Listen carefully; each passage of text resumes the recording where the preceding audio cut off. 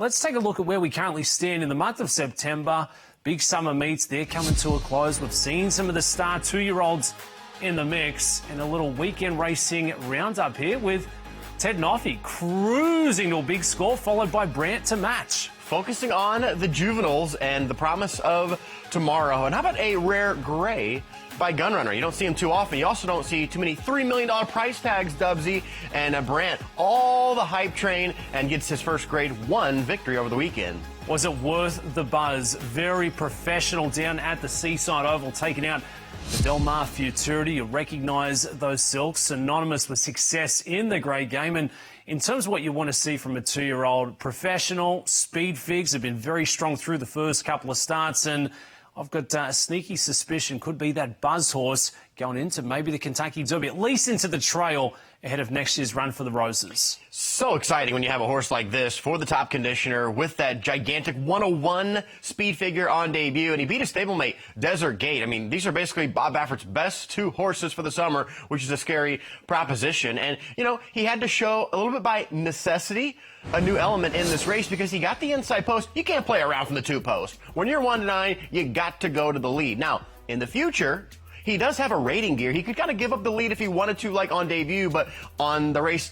on Sunday, you had to take the early lead. Got a stiff challenge, but still held by a safe length. Look at this. Was saying, come on, draw up alongside. I dare you to come and catch me. And as soon as the competition got close, BRANT was big enough to finish him off and pick up that big score in the Del Mar Futurity. That was the Flying Frenchman, Flavien Prat, aboard, and continues the perfect start to an early career here. 2 wins in 2 career starts, signed by Gunrunner. So we know the pedigree certainly strong to match. In terms of other star 2-year-olds early into the careers, what about Ted NOFFEY and what we saw in the Hopeful out there at Saratoga? And here is the latest top son of Into Mischief. They paid over $500,000 for this horse. He won on debut nicely. It was a buyer in the mid-70s, not 101 like BRANT. But this effort in the Hopeful, one of the highest scores that we have seen in the Hopeful in terms of the buyer scale. How about a smashing 98 buyer for Todd Fletcher? Very impressive. Trended in the right direction. And look at this run, this performance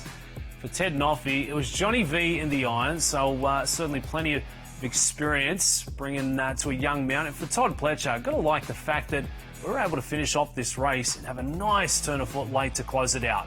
And speaking of the Baffers, check out the horse back there in the red cap. That's Butane, who some thought was the second best horse at Del Mar for the 2-year-olds behind BRANT. But Ted NOFFEY pulling away with authority. You could tell he was slamming the door shut at the top of the stretch, and he wins in a solo shot past the wire. Johnny Velasquez racked up grade 1 after grade 1 after grade 1 this weekend, and I believe there is Ned Toffee in the middle there and swapped the first few letters.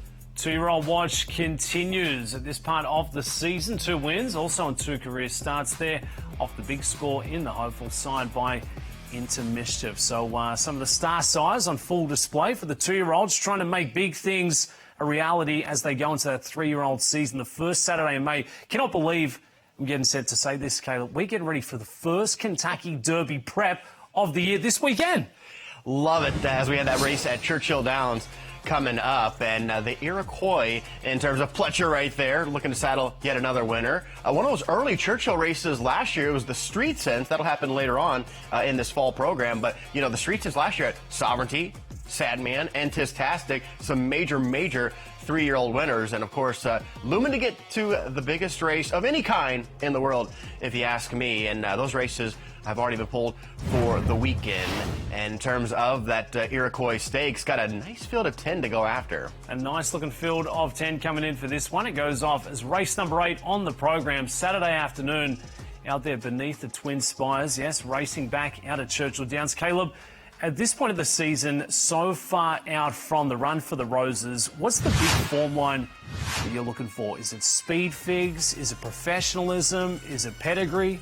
I think the finishing ability. You know, if you go back to this time last year, everybody, if you watch the film, everybody was actually raving about Sovereignty running 4th on debut at Saratoga. I know it was 4th, but he finished so strong. He had a huge gallop out. This is where I'm looking for the back end of the race as much as the front end. And not only the Iroquois for the Derby, but the Pocahontas gives us a little preview of the Kentucky Oaks Trail. Squad live on site, the starting 6, quality in bunches. And look at the racing here. We've got the Grade 2 Locust Grove, the Pocahontas, and the Grade 3 Iroquois with Derby preps up for grabs. Racing back at Churchill Downs underway tomorrow afternoon. Great to have Churchill back in the mix. And one final mention here about the original top 2 stars in this division, talking about Brant and talking about Ted NOFFEY. Reminds me a lot of 2022. Because in 2022, Baffert had this blur on the West Coast named Cave Rock. He was by Arrogate. He wins with a huge figure on debut. He's undefeated. Nobody could beat him going into the juvenile. But Todd Pletcher also had a really nice horse on the East Coast by the name of Forte. And the buzz and the hype train was so high for Cave Rock that Forte, who was undefeated, somehow went off at 4-1 and won the juvenile and won the championship. So this year, as of now, Brant is Cave Rock and Ted NOFFEY is Forte. And at the end, Forte is actually the one, the East Coast invader, got the better decision at the much better price in the juvenile. It's an exciting time of the year here. Derby points back up for grabs. And of course, that Breeders' Cup just over 50 days away.